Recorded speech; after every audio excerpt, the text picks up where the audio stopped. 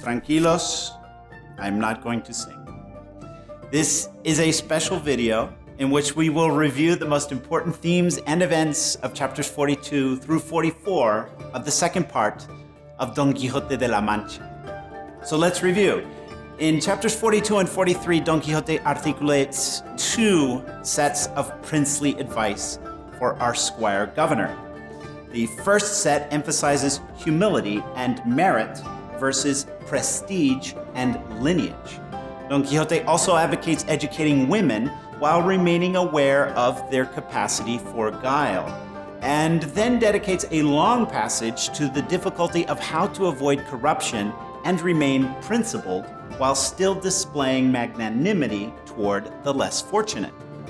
The second set of advice emphasizes modest behavior and dress, and the proper treatment of servants, but it also echoes the futility again of discussing lineage.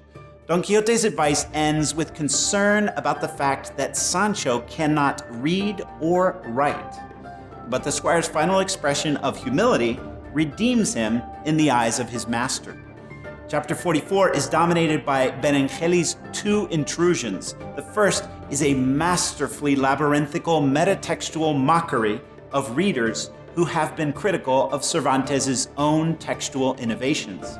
The second, evolving out of Don Quixote's shame regarding a run in his stocking, is an ingenious critique of the Christian obsession with poverty in combination with an attack on the hypocrisy of the idle Hidalgo caste.